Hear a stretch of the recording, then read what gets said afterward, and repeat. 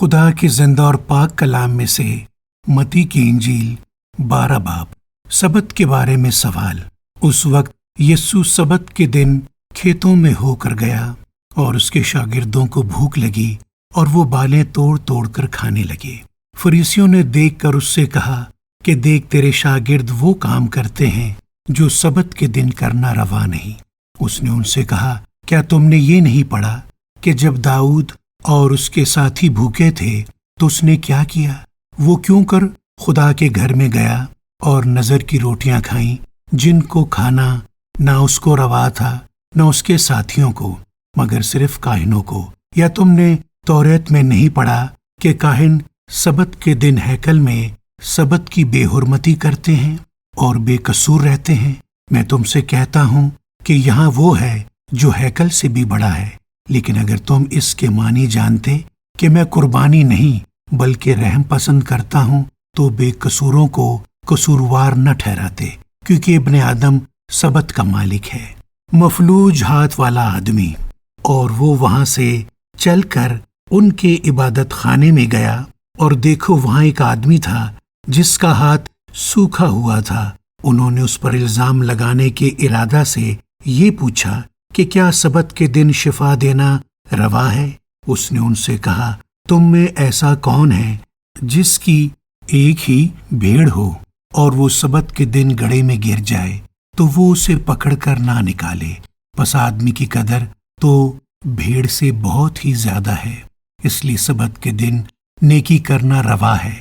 جب اس نے اس آدمی سے کہا کہ اپنا ہاتھ بڑھا، اس نے بڑھایا اور وہ دوسرے ہاتھ کی مانند درست ہو گیا۔ اس پر فریسیوں نے باہر جا کر اس کے برخلاف مشورہ کیا کہ اسے کس طرح ہلاک کریں۔ خدا کا چنا ہوا خادم یسوع یہ معلوم کر کے وہاں سے روانہ ہوا، اور بہت سے لوگ اس کے پیچھے ہو لیے، اور اس نے سب کو اچھا کر دیا اور ان کو تاکید کی کہ مجھے ظاہر نہ کرنا، تاکہ جو یسایہ نبی کی معرفت کہا گیا تھا وہ پورا ہو کہ دیکھو یہ میرا خادم ہے جسے میں نے چنا، میرا پیارا جس سے میرا دل خوش ہے۔ میں اپنا روح اس پر ڈالوں گا اور یہ غیر قوموں کو انصاف کی خبر دے گا۔ یہ نہ جھگڑا کرے گا نہ شور، اور نہ بازاروں میں کوئی اس کی آواز سنے گا۔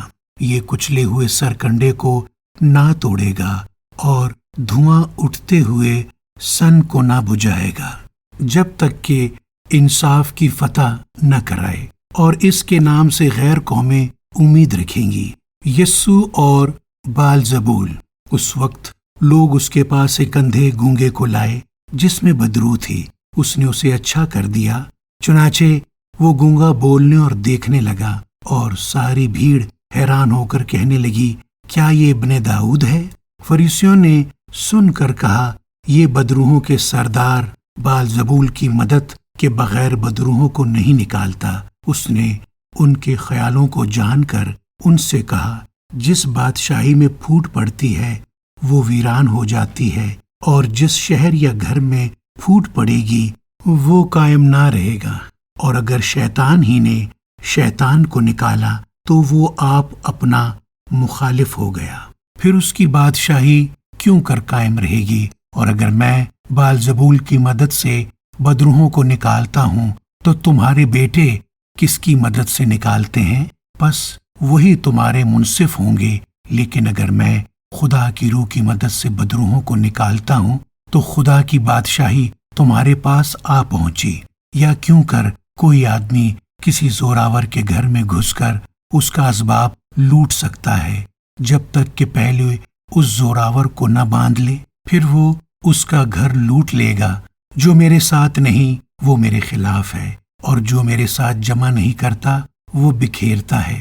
اس لیے میں تم سے کہتا ہوں کہ آدمیوں کا ہر گناہ اور کفر تو معاف کیا جائے گا، مگر جو کفر روح کے حق میں ہو وہ معاف نہ کیا جائے گا۔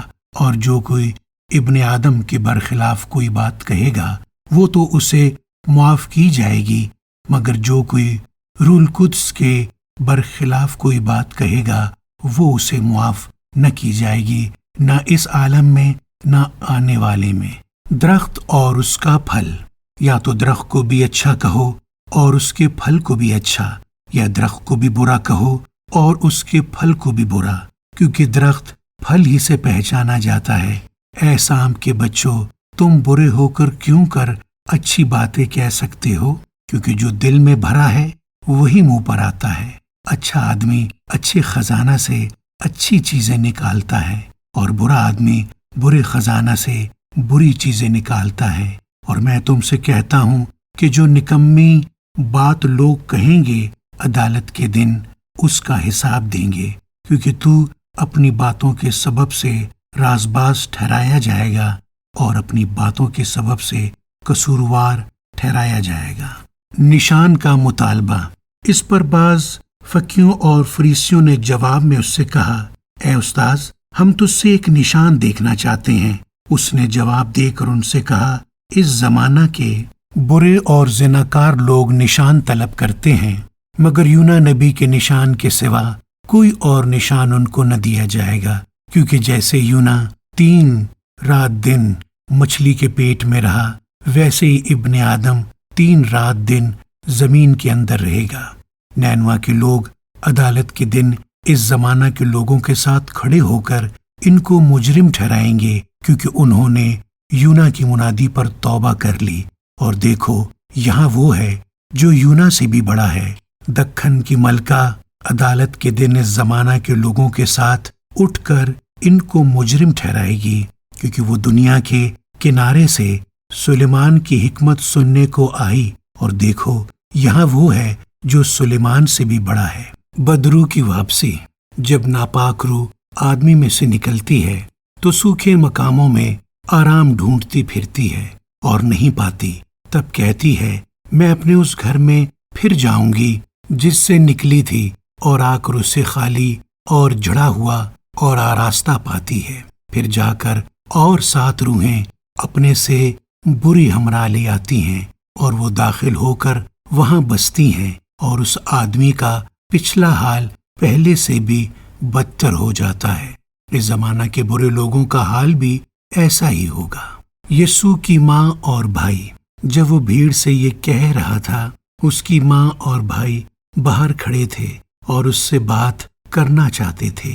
کسی نے اس سے کہا، دیکھ، تیری ماں اور تیرے بھائی باہر کھڑے ہیں اور تجھ سے بات کرنا چاہتے ہیں۔ اس نے خبر دینے والے کو جواب میں کہا، کون ہے میری ماں اور کون ہے میرے بھائی؟ اور اپنے شاگردوں کی طرف ہاتھ بڑھا کر کہا، دیکھو میری ماں اور میرے بھائی یہ ہیں، کیونکہ جو کوئی میرے آسمانی باپ کی مرضی پر چلے وہی میرا بھائی اور میری بہن اور ماں ہے۔ آمین۔